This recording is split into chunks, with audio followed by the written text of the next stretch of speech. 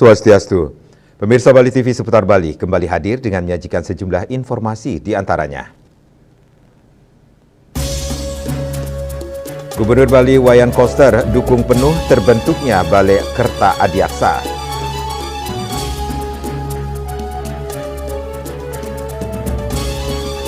Pemilu nasional dan daerah diselenggarakan terpisah. Regulasi perpanjangan masa jabatan DPRD Provinsi dan Kabupaten Kota belum ada. Jangan lewatkan juga informasi menarik lainnya yang sudah disiapkan tim redaksi kami. Bersama saya, Madis Kedenekarang, inilah Seputar Bali selengkapnya.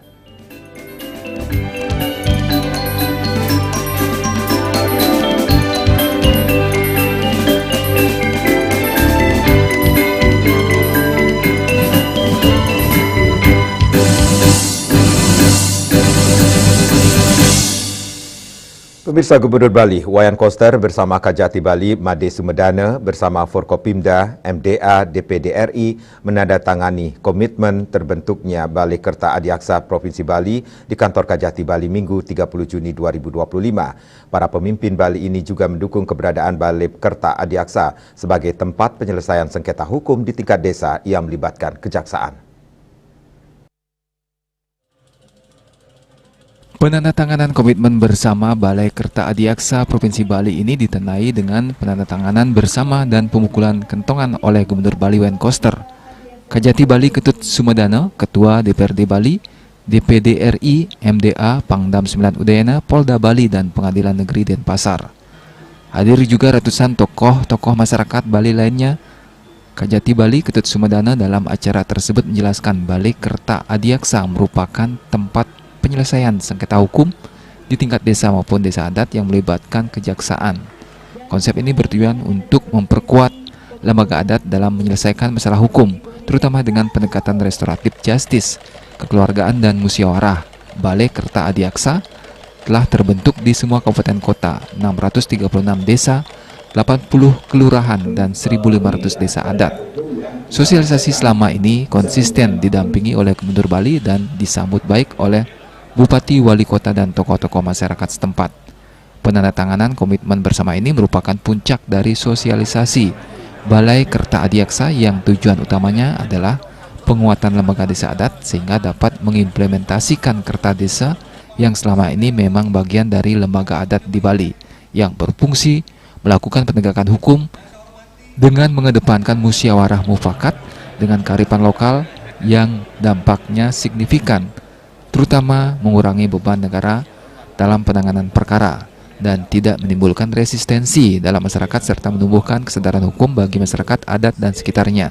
Dengan begitu, pengadilan merupakan pintu terakhir dalam mencari suatu keadilan. Dengan terbentuknya Balai Kerta Adiaksa akan ada kolaborasi living law dan hukum positif sehingga terciptanya keselarasan dan ketertiban hukum di masyarakat. Dan Balai Kerta Adiaksa ini menjadi role model di Indonesia dalam penegakan hukum modern yang didukung oleh kearifan lokal. Balai Kerta Adiaksa itu bukan berdiri sendiri, tapi bagian daripada kelembagaan yang ada di desa. Dan nanti perannya seperti apa nih, Pak? Jadi kejaksaan nanti hanya berperan fasilitator dan officer di sana. Kami membiarkan mereka kalau bisa selesaikan begini, kita nggak usah berperan apa-apa. Ketika ada permasalahan yang sangat rumit, mungkin bisa dikonsultasikan depannya. Kalau anggotanya semacam Pak nih, Pak Nyatri? Awalnya nanti di berdesa adat, ada sahabat desa, ada berdesa, ada kerta desa. Dan kita coba fasilitator. Oh, pendamping aja Pak ya? Hanya mendampingi saja. Kalau sudah berjalan dengan baik, kita nggak perlu lagi. Kita berharap bahwa keadilan itu ada di masyarakat. Jadi pengadilan itu hanya ultimum remedium dari desa seperti itu. Maka ini diselesaikan di desa adat dulu, kalau memang tidak bisa, baru ke sini ya Pak? Kalau tidak bisa, tidak ada kesepakatan, maka mereka bisa melakukan satu gugatan kepegataan misalnya. Itu bisa ke pengadilan. Tapi kalau bisa diselesaikan di desa adat, cukup dari sana. Sementara itu, Gubernur Bali Wayan Koster menyambut baik dan mendukung penuh terbentuknya Balai Kerta Adiaksa. Ia juga memuji inovasi dari Kajati Bali dengan menghidupkan kembali Kerta Desa yang merupakan lembaga pengadilan di tingkat desa adat di Bali yang telah lama hilang melalui Balai Kerta Adiaksa. Kasus-kasus ringan bisa diselesaikan di tingkat desa adat didampingi oleh kejaksaan tanpa perlu membebani negara. Langkah selanjutnya, Pemprov Bali dan DPRD Bali akan membuat perda sebagai payung hukum Balai Kerta Adiaksa, kemudian melakukan pembentukan kantor Balai Kerta Adiaksa dan konsolidasi dengan MDA Provinsi Kabupaten Desa hingga kecamatan untuk mematangkan implementasi dari Balai Kerta Adiaksa. Balai Kerta Adiaksa ini itu sesungguhnya adalah merevitalisasi, menghidupkan kembali sistem hukum adat yang ada di desa adat di Bali ini. Itu luar biasa pikiran Pak Kajat ini. Ini sangat sejalan dengan tujuan dari pemberlakuan Perda Nomor 4 Tahun 2019 tentang desa adat di Bali, khususnya yang berkaitan dengan kerja desa. Dan desa adat di Bali ini Astungkara sudah semakin kuat kedudukannya. Riasa Bali TV. Kasus korupsi LPD tidak bisa ditangani dengan konsep peradilan Balai Kerta Adiaksa. Korupsi LPD tetap diproses hukum karena merugikan keuangan negara.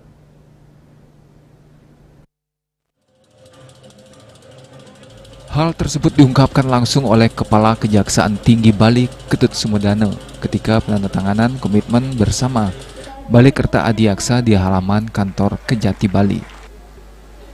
Menurut Kejati, korupsi LPD termasuk merugikan keuangan negara dan harus diproses hingga ke pengadilan. Korupsi LPD tidak bisa diselesaikan di tingkat pengadilan Balai Kerta Adiaksa karena pengadilan ini hanya menangani tindak pidana ringan dengan cara restoratif justice, musyawarah dan perdamaian atau dengan sanksi hukuman kerja sosial, bersih-bersih beberapa kali di fasilitas umum di lingkungan desa atau kelurahan. Namun jika memang tidak ditemui kesepakatan perdamaian, bisa dilanjutkan ke pengadilan. Nggak bisa, kalau korupsi tetap kita proses hukum. Nggak ada kaitannya dengan desa adat, karena itu kerugian negara. Berarti ini berkaitan dengan tindak pidana ringan. Hanya ringan-ringan saja. Kalau pembunuhan menurut saya nggak bisa, tetap hukum positif. Termasuk nanti Sosialisasi sudah kita lakukan. Kemarin tadi sudah saya sampaikan, mulai bulan Juni sudah saya sampaikan, dari bulan Maret sampai bulan Juli terakhir di Kota Mataram, di Kota Denpasar. efektif mulai kapan Pak berjalannya ini? Ini begitu ada perda udah efektif, sekarang pun juga kita sudah melaksanakan. Di beberapa daerah seperti tadi yang kita kasih penghargaan sudah dilaksanakan. Kalau kasus dugaan korupsi LPD tetap jalan Pak? Tetap jalan, nggak ada kaitan dengan ini ya. Kalau ada kerugian negara nggak ada kaitan dengan. Kajati dalam acara tersebut menjelaskan Balai Kerta Adiaksa merupakan tempat penyelesaian sengketa hukum di tingkat desa maupun desa adat yang melibatkan kejaksaan. Konsep ini bertujuan untuk memperkuat lembaga adat dalam menyelesaikan masalah hukum, terutama dengan pendekatan restoratif justice, kekeluargaan, dan musyawarah. Riase Bali TV. Pemirsa, Federasi Serikat Pekerja Pariwisata Serikat Pekerja Seluruh Indonesia FSP Par SPSI Unit Ayodhya Resort Bali kembali menggelar musyawarah unit kerja atau musnik ke-7 tahun 2025 bertempat di Samudra Rom Ayodhya Resort Bali. Musnik ke-7 yang dihadiri sebanyak 61 peserta ini akan menentukan kepengurusan PUK Unit Ayodhya Resort Bali masa bakti 2025-2029.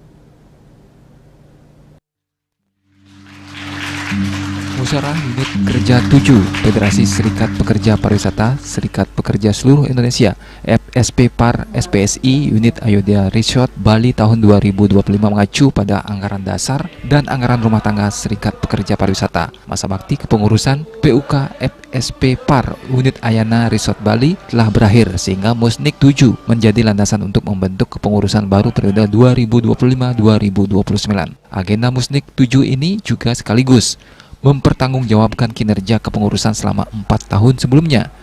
Dalam musnik kali ini, Komang Sudana kembali terpilih secara aklamasi menjadi Ketua PUK Federasi Serikat Pekerja Pariwisata FSP Par SPSI Unit Ayana Resort Bali periode 2025-2029. Dalam kesempatan tersebut, pihaknya berharap agar para peserta bisa mengikuti musnik dengan baik serta mampu merancang program kerja untuk periode selanjutnya. Melaksanakan agenda musnik yang merupakan amanat dari anggaran dasar dan anggaran rumah tangga dari Serikat Pekerja Resort Bali. Adapun agenda yang akan dibahas nanti diantaranya pertanggungjawaban kepengurusan kami Setelah itu ada agenda program kerja dan pemilihan pengurus untuk periode berikutnya. Kami sebagai Ketua Panitia Pelaksana Musnik hari ini telah mengundang lebih kurang 61 orang peserta dengan harapan sesuai dengan anggaran dasar dan anggaran rumah tangga agar musnik ini berjalan dengan baik dan lancar, bisa menghasilkan putusan-putusan yang berguna bagi organisasi dan untuk kesejahteraan pekerja dalam berparar dengan perusahaan. Hadir dalam kesempatan tersebut General Manager Ayodhya Resort Bali, Vinet Mahajan. Pihaknya mengakui organisasi ini merupakan kemitraan yang sangat luar biasa dan terjalin sangat erat antar manajemen Ayodhya Resort Bali. Really great to be part of a big family at Ayodhya Resort Bali, working together with the SPS. It's a great partnership, and I've personally seen this partnership cherish, mature, working together towards taking care of every family member, every guest, creating value and experiences for all of us. Sementara itu, Ketua Pengurus Cabang Federasi Serikat Pekerja Pariwisata FSP PAR SPSI Kabupaten Badung, Slamet Suranto, mengatakan pihaknya bangga kepada FSP PAR SPSI unit Ayodhya Resort Bali karena setiap pergantian kepengurusan senantiasa melaksanakan kegiatan musnik. Pihaknya berharap agar para peserta tetap antusias dalam membicarakan program kerja. Hal ini dikarenakan tantangan dunia pariwisata semakin berat sehingga diperlukan sinergi dalam menyusun program kerja ke depannya. Pada setiap pergantian pengurus itu wajib melaksanakan suatu acara yaitu musyawarah kerja. Yang agendanya ada 3. Yang pertama adalah tentang laporan pertanggungjawaban pengurus masa yang kemarin, kemudian menyusun program kerja untuk 4 tahun ke depan, yang terakhir adalah untuk pemilihan pengurus yang baru. Jadi harapan saya kepada Ayodhya, kepada peserta, agar musnik ini diikuti dengan baik, dengan tuntas, bisa menurunkan putusan-putusan yang berguna sebagai partner perusahaan. Kegiatan kemudian dilanjutkan dengan sidang musyawarah unit kerja 7 di Samudra Room Ayodhya Resort Bali. Sukma, Bali TV. Pemilu nasional dan daerah diselenggarakan terpisah. Regulasi perpanjangan masa jabatan DPRD Provinsi dan Kabupaten Kota belum ada. Kami segera kembali dengan laporannya.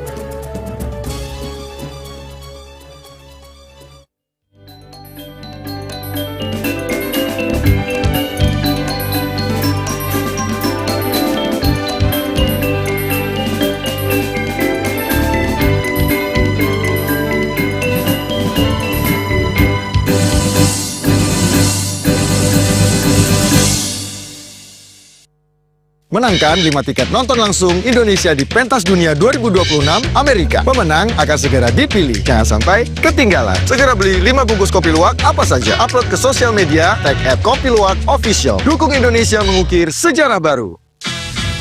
Menangkan 5 tiket nonton langsung Indonesia di Pentas Dunia 2026 Amerika. Beli 5 bungkus kopi luwak limited edition, foto 5 kemasan dan struk asli. Upload ke sosial media, tag @kopiluwakofficial. Dukung Indonesia mengukir sejarah baru.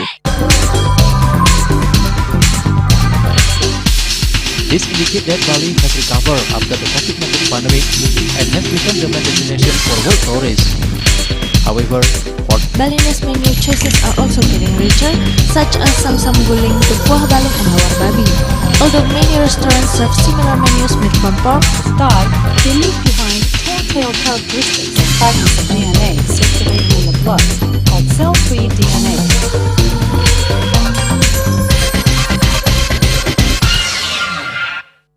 Ngepat juga ya, 4 tumpang alit-alit lagi papat ngangen sampian busung metulang lindung wasani dengan bombayu kan waras vertikal pop langsung personelipun 108 yang dipergunakan pada saat orang yang kena musibah di jalan kita memanggil. Informasi seputaran aktivitas dan juga prestasi muda-mudi di Pulau Dewata.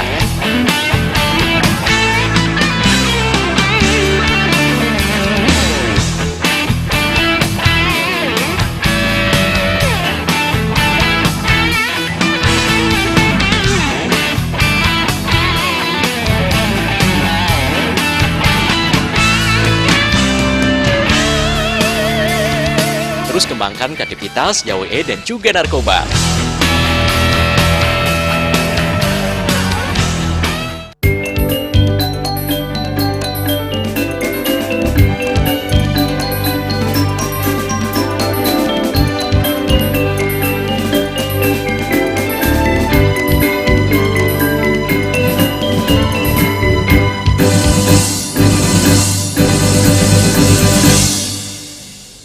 Pemirsa, Mahkamah Konstitusi MK memutuskan mulai tahun 2029 penyelenggaraan pemilihan umum anggota DPR, DPD, dan Presiden atau pemilu nasional dipisahkan dengan penyelenggaraan pemilihan umum anggota DPRD Provinsi, Kabupaten Kota, serta Gubernur, Bupati, dan Wali Kota atau pemilu daerah atau lokal.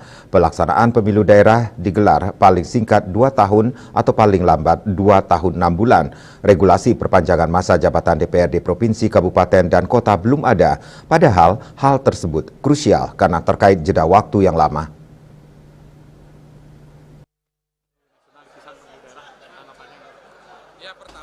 Politisi PDI Perjuangan yang juga anggota DPR RI Nyoman Parta mengatakan MK memutuskan penyelenggaraan pemilu nasional dan pemilu daerah tahun 2029 dilakukan secara terpisah.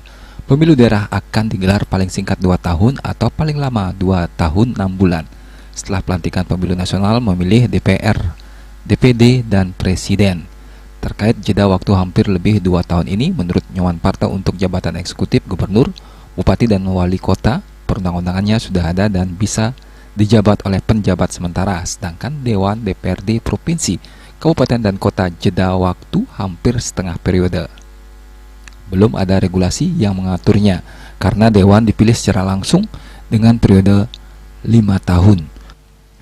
Apapun keputusan MK, ia tetap menghormatinya, hanya untuk Dewan perlu dibahas oleh pemerintah. 2 tahun 6 bulan itu lama, 2 tahun saja lama, jadi kan setengah dari jabatan DPR itu.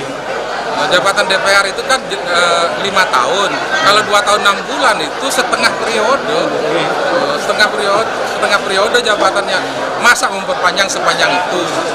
Berdasar hukumnya agar tidak menimbulkan persoalan hukum di kemudian hari. Sementara itu, anggota DPRD Bali Wentagel Winarto menyatakan keputusan MK pemilu nasional digelar terpisah dengan pemilu daerah mulai 2029 sebenarnya bagus bagi pemilih untuk memberikan waktu dan konsentrasi dalam menggunakan hak pilihnya. Namun jeda waktu paling singkat 2 tahun dan paling lambat 2 tahun 6 bulan untuk legislatif menjadi masalah karena belum ada perundangan yang mengaturnya. DPR itu memang dia dipilih langsung bisa jadi, tidak ada PJ, tidak ada PLT. Oleh demikian, karena sudah dibuatkan keputusan MK dan nanti silahkan di pusat itu untuk menggodok lebih lanjut. Harapan apapun yang disampaikan, yang diberikan kepada bangsa negara itulah yang terbaik. Kalau diperpanjang silahkan, kalau tidak ya sudah, ya keputusan itu di pemerintah. Menunggu perundang-undangan. Ya menunggu perundang-undangan yang terbaru. Silakan DPR pusat mengkaji lebih mendalam. Ya menurut harapan kami apapun keputusan itulah yang terbaik. Sebelum keputusan MK, pemilu serentak diselenggarakan bersama untuk memilih DPD, DPR, Presiden, DPRD Provinsi, dan DPRD Kabupaten Kota. Keputusan Mahkamah Konstitusi mulai 2029, penyelenggaraan pemilihan umum anggota DPR, DPD, dan Presiden dipisahkan dengan penyelenggaraan pemilu umum anggota DPRD ke Provinsi, Kabupaten Kota, serta Gubernur, Bupati, dan Wali Kota atau pemilu daerah. Pelaksanaan pemilu daerah digelar paling singkat 2 tahun atau paling lambat 2 tahun 6 bulan. Winata Bali TV. Pemirsa, ramainya isu pemutusan hubungan kerja atau PHK di sektor pariwisata harus disikapi dengan bijaksana. Pengusaha diingatkan agar tidak semena-mena mem-PHK pekerja. Meskipun harus melakukan PHK, pihak pemberi kerja harus mampu memenuhi seluruh hak para pekerja. Hal tersebut disampaikan Ketua Pengurus Cabang Federasi Serikat Pekerja Pariwisata FSP-PAR SPSI Kabupaten Badung, Slamet Suranto. Pihaknya sangat menyayangkan adanya pasal-pasal yang merugikan pekerja yang tertuang dalam Undang-Undang Ketenagakerjaan, seperti begitu gampangnya syarat-syarat mem-PHK pekerja. Meski demikian, Suranto mengingatkan agar pemberi kerja tidak semena-mena memutus hubungan kerja. Kebijakan PHK harus dilandaskan atas alasan yang kuat. Meskipun harus melakukan PHK, Suranto berharap pihak pemberi kerja mampu memenuhi seluruh hak para pekerja yang terkena PHK. Hal yang tidak bisa kita pungkiri, tapi kami dari Pecepat Badung, inilah salah satu risiko bahwa di dalam ketentuan perundangan begitu gampang syarat-syarat mem-PHK pekerja. Kita tidak bisa menafikan memang ada masalah misalnya, itu normal. Tapi karena di dalam undang-undang yang baru ini begitu gampang dengan mem-PHK itu hanya dengan cara efisiensi, supaya tidak rugi, supaya tidak tambah rugi. Inilah yang membuat kita sebetulnya dari awal dengan undang-undang baru ini kita sangat menolak keberadaan pasal-pasal itu. Ya. Tetapi kita pahami bahwa perusahaan juga mungkin ada langkah tertentu untuk menyelamatkan perusahaan. Tapi harapan kami adalah karena memang PHK itu sebetulnya ketiga unsur ya, baik pengusaha, pemerintah maupun serikat pekerja, itu sebanyak mungkin dihindari. Tapi toh kalau terjadi PHK, memang saya berharap agar PHK itu benar-benar alasannya tepat. Kemudian hak-hak pekerja itu diberikan. Kalau mungkin lebih diberikan. Inilah yang kita harapkan kepada semua pihak, bahwa yang pertama kalau mungkin tolong hindari PHK. Apapun alasannya, Suranto berharap PHK dapat dihindari karena akan berdampak pada meningkatkan angka pengangguran, timbulnya permasalahan sosial yang akan menjadi kekhawatiran banyak pihak. Sukma, Bali TV. Kami akan segera kembali dengan informasi. Presiden Prabowo Subianto resmikan pabrik baterai di Kerawang.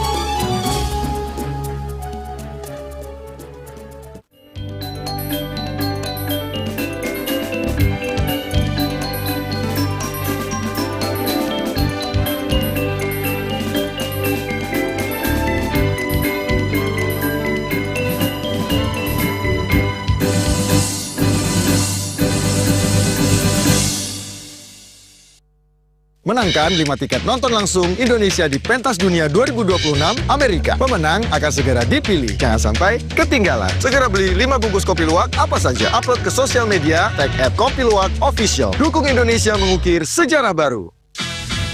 Menangkan 5 tiket nonton langsung Indonesia di Pentas Dunia 2026 Amerika. Beli 5 bungkus kopi luwak limited edition, foto 5 kemasan dan struk asli. Upload ke sosial media, tag @kopiluwak_official. Dukung Indonesia mengukir sejarah baru.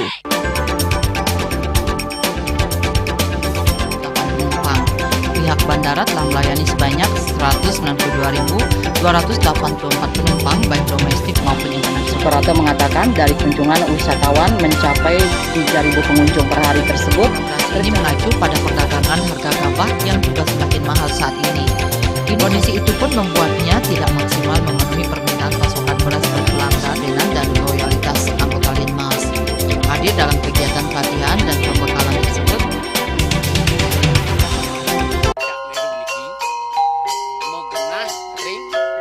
Selanjutnya tahun 1639 atau tahun 1707 di pura ini dapat dikelompokkan Ratu Penatih, penyungsung sejebak jagat pejen, pengumpul hijau selaku pengalian pengumpul jumlah warga, serta memohon taksu bagi mereka para penekun spiritual atau balian di Bali.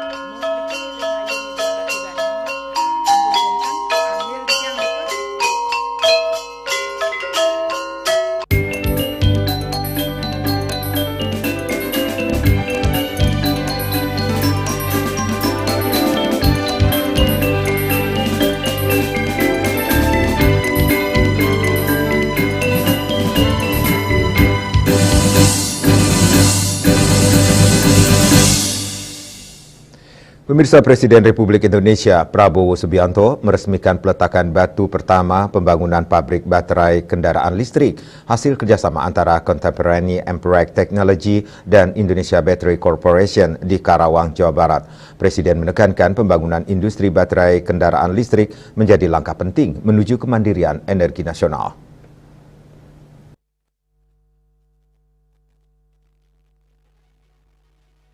Berlokasi di kawasan Arta Industrial Hills, Karawang, Jawa Barat, Presiden Republik Indonesia Prabowo Subianto meresmikan peletakan batu pertama pembangunan pabrik baterai kendaraan listrik hasil kerjasama antara Contemporary Amperex Teknologi dan Indonesia Battery Corporation. Proyek strategis nasional ini menelan investasi sekitar 6 miliar dolar AS atau setara 97,07 triliun rupiah. Presiden Prabowo Subianto menekankan pembangunan industri baterai kendaraan listrik menjadi langkah penting menuju kemandirian energi nasional. Dengannya Indonesia bisa mencapai swasembada energi dalam 5 hingga 7 tahun ke depan. Prabowo juga menyebut kebutuhan listrik nasional untuk mendukung target kemandirian energi. Oleh sebab itu, ia berharap proyek serupa dapat terus lanjut dan berkembang. Bekerja sama dengan program yang menurut saya ini termasuk bisa dikatakan kolosal, bisa dikatakan terobosan luar biasa. Dari sini kita bisa menghasilkan energi terbarukan dan ramah lingkungan yang dicita-citakan seluruh dunia. Saudara-saudara sekalian, saya diberitahu oleh para pakar bahwa bangsa kita ini sungguh-sungguh bisa swasembada energi, dan hitungan saya tidak lama, 5 tahun, paling lambat 6 tahun, 7 kita bisa swasembada energi. Dan salah satu nanti Jakarta, Julius Suwata dan Ketut Sumadiasa melaporkan. Pemirsa, Yayasan Tatar Parahyangan Bali dan Pesraman Sarwa Dharma Denpasar menggelar puncak karya manusiatnya bersama 3 bulanan, otonan, menek kelih, metata, dan pewintenan di Jalan Gunung Athena 2 Denpasar. Karya manusiatnya tersebut dipuput 3 orang sulinggih.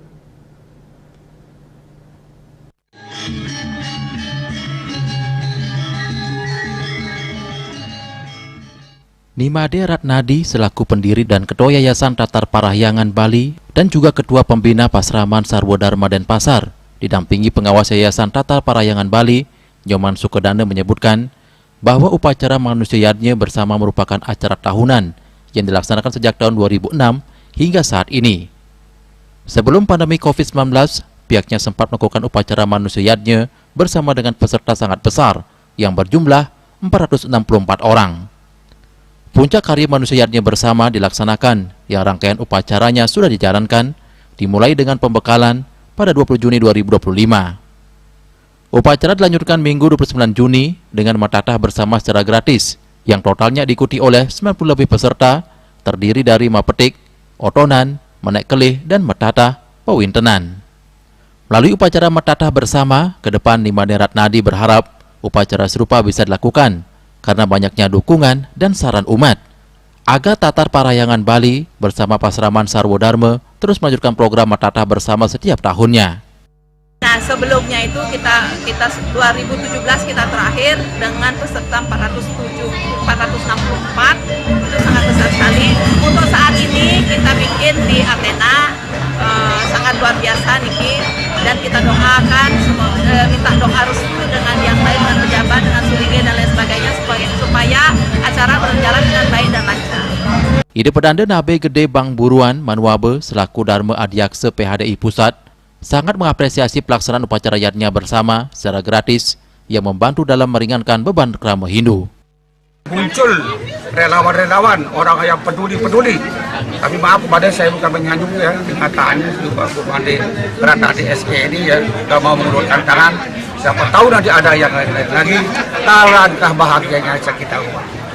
Kekenang bermeriatnya pangseng masuang pipes, pang pratat yatnya. Ini yang perlu kita pikirkan. Wakil Bendesa Madya MDA Kota Denpasar, An Agung Ketut Oke Adnyane menyatakan sangat mengapresiasi atas terselenggaranya kegiatan upacara metatah bersama. Tapi sarana prasarana tempat untuk pelaksanaan upacara ini luar biasa. Ini sangat-sangat membantu masyarakat. Itu yang sekali lagi sangat apresiasi sekali.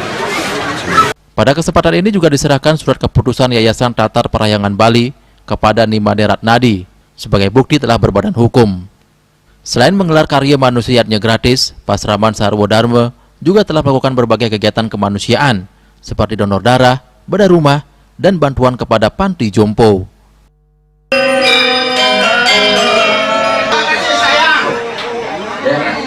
Suparyana, Bali TV. Makin tertib, Gong Kebiar tetap jadi favorit di Pesta Kesenian Bali. Kami segera kembali dengan informasinya.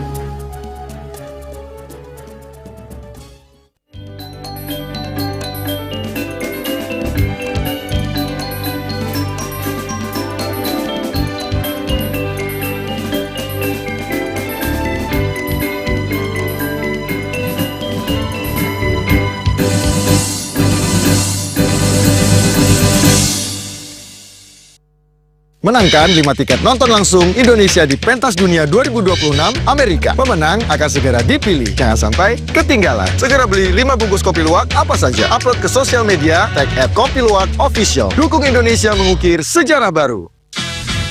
Menangkan 5 tiket nonton langsung Indonesia di Pentas Dunia 2026 Amerika. Beli 5 bungkus kopi luwak limited edition, foto 5 kemasan dan struk asli. Upload ke sosial media, tag @kopiluwak_official. Dukung Indonesia mengukir sejarah baru. Puniki kemariang disampun anak ke alit menek kulit.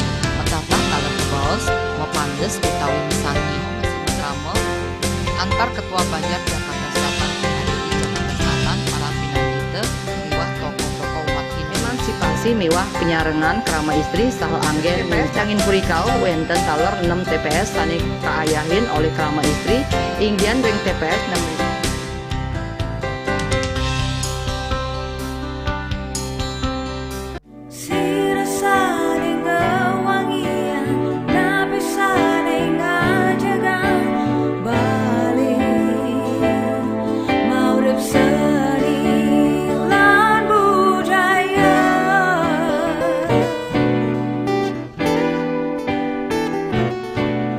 Sami pina kemayatnya balik kelok tah kedura negara sami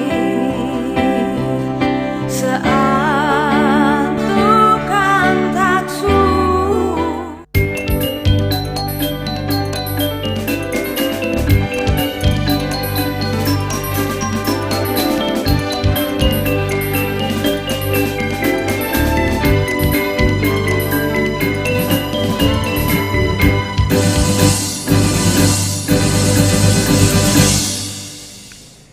Pemirsa, parade Gong Kebiar di Pesta Kesenian Bali PKB selalu menjadi favorit krama Bali. Tiap ada agenda Gong Kebiar baik anak-anak maupun dewasa, panggung terbuka Arda Chandra Taman Budaya selalu sesak penonton. Bagaimana evaluasi pelaksanaan Gong Kebiar hingga menjadi sajian favorit di PKB? Berikut laporannya.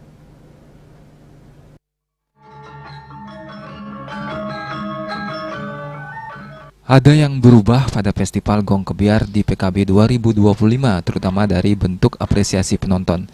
Jika sebelumnya suara kuk nada lain yang mengejek penampilan duta kabupaten lain, membuat kesan Festival Gong Kebiar bukan pesta seni lagi, tapi pesta ejekan. Tujuannya hanya untuk menjebol mental penari lawan. Pada PKB tahun ini, semua itu tak lagi terdengar. Lomba Gong Kebiar makin tertib. Tepuk tangan hanya diberikan usai pementasan. Seniman yang juga dosen isi Bali, Dr. Ikadek Swartaya sepakat agar pesta seni dinikmati secara seni. Dia pun menceritakan bagaimana sejarah Gong Kebiar hingga masuk di agenda PKB. Sebab Gong Kebiar makin favorit di kalangan kaum pria dan para perempuan Bali di PKB. Keberadaan salah satu kesenian Bali ini berembrio pada awal abad ke-20 ketika penjajah Belanda mencengkeram Bali. Perang Jagaraga 1846, Puputan Kusamba 1849, Puputan Badung 1906 hingga Puputan Kelungkung 1908. Di belahan Bali Utara tersemai sekuncup bunga yang beriak mekar. Gong Kebiar di belahan Bali Utara tersemai sekuncup bunga yang beriak mekar Gong Kebiar.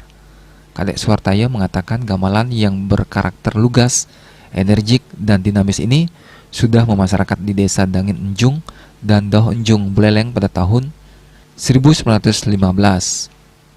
Gong Kebiar bereforia pasca tahun 1915 yang ditandai dengan riuhnya pentas membarung yang kian gemuruh jelang kemerdekaan pada 1945, diinterpretasikan sebagai gelora counterculture, sebuah ungkapan penentangan budaya penjajah asing atau Belanda melalui seni Gong Kebiar. Perkembangannya kian gemilang lewat kompetisi Gong Kebiar termasuk puspa ragam tarian kebiar, membuncah girang dalam Utsawo Merdangge. Pada era 1960-an dilanjutkan festival atau lomba pada 1970 hingga 2000-an, dan kini dalam bingkai parade sejak 2008. Gamelan Gong Kebiar telah menggeliat syarat gairah pada era pra-kemerdekaan, baik dalam ranah psikopolitik maupun dalam konteks psikokultural. Setelah kemerdekaan, ideologi seni yang diusung dalam Gong Kebiar kian gemilang. Kompetisi Gong Kebiar termasuk pusparagam tarian kebiar membuncah girang dalam Utsawo Merdangge sejak tahun 60-an, era lomba tahun 70 sampai dengan tahun 2000, dan kini dalam bingkai parade sejak tahun 2008, melambungkan dirinya semakin moncer. Tengoklah gembita pegelaran Gong Kebiar di arena pesta kesenian Bali. Sungguh tak pernah lekang dari antusias ribuan penonton yang tak hanya melibatkan kaum pria, namun juga kalangan anak-anak. Gempita pegelaran Gong Kebiar di arena pesta kesenian Bali tak pernah lekang, dan antusiasme ribuan penonton kini aliran ideologi kemerdekaan Gong Kebiar mewabah pada kesenian Bali yang lainnya seperti angklung, rindik, semar pegulingan, gender wayang, semuanya ditampilkan dengan ngebiar atau ala Gong Kebiar. Swece Bali TV. Pemirsa jangan beranjak dulu, kami segera kembali dengan laporan lawar terbuat dari bahan unik.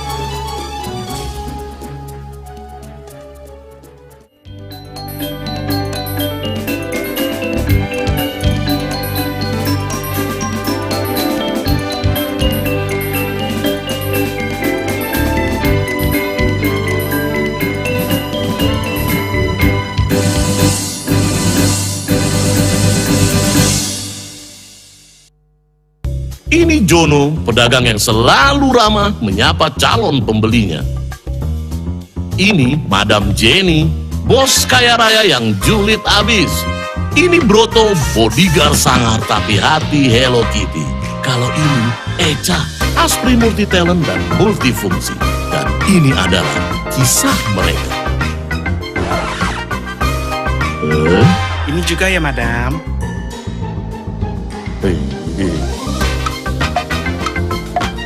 Duh, uangnya kurang lagi. Maaf, Madam. Madam kasih uang 10 juta, emang udah habis? Jangan khawatir, kini ada Bali Pay. Transaksi mudah, di mana saja. Top up saldomu, belanja sesukamu. Bali Pay.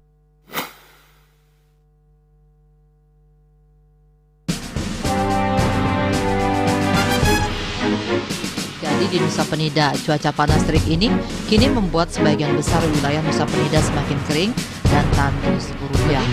Herawati mengatakan kini telah dilakukan penyitaan 31 juta rupiah.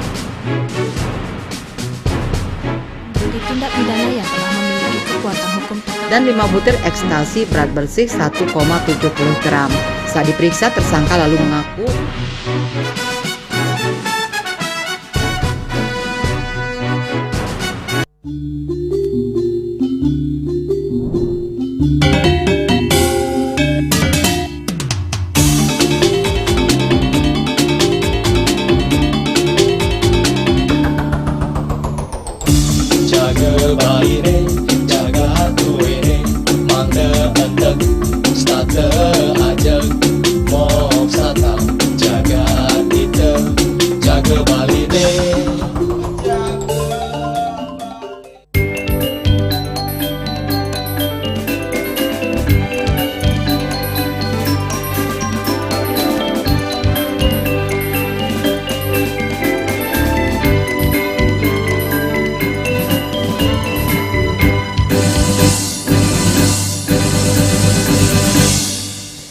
Pemirsa, lawar terbuat dari campuran olahan daging dengan berbagai sayuran dan buah. Namun dari sekian sayur dan buah yang digunakan, mungkin pemirsa belum mengetahui bahwa buah sukun dan batang rotan muda ternyata bisa dijadikan lawar. Nah, seperti apa? Berikut laporannya.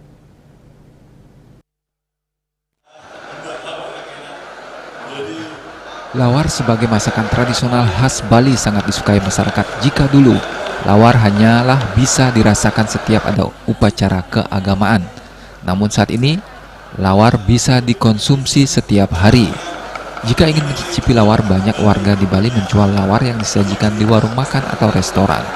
Lawar merupakan hidangan yang memiliki cita rasa khas dan kuat yang penuh rempah.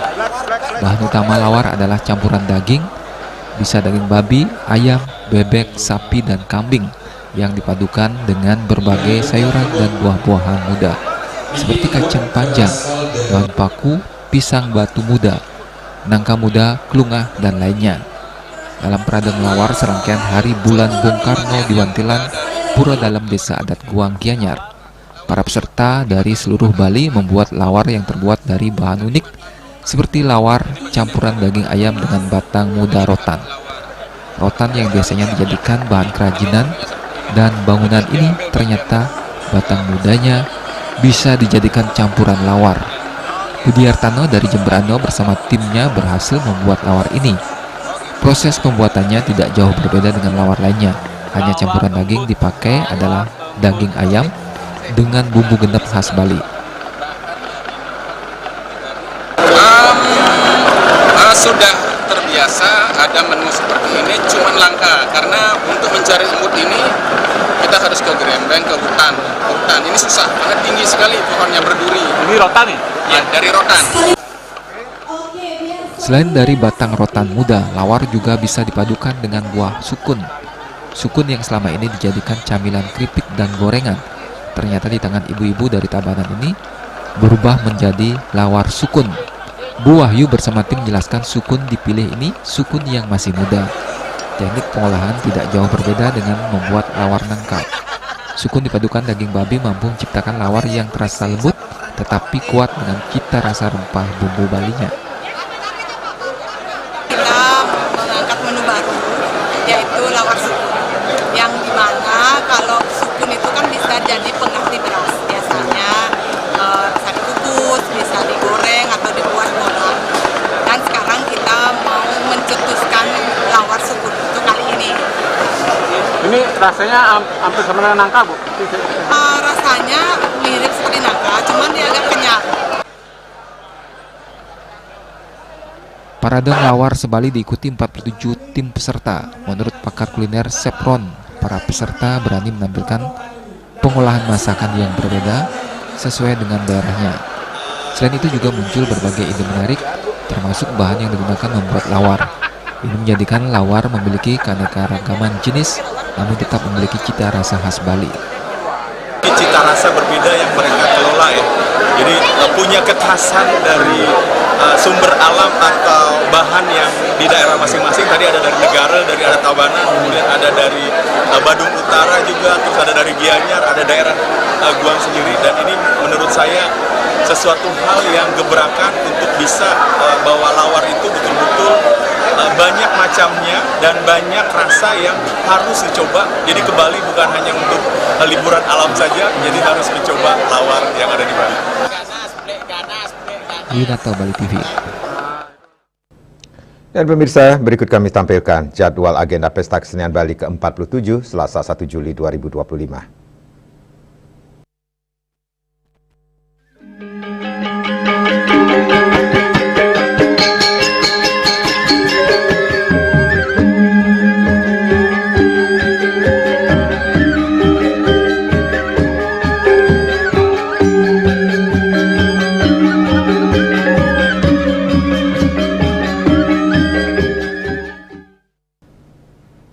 Dan kini kami sampaikan informasi perakiran cuaca untuk Kabupaten Kota di Bali berlaku hari ini.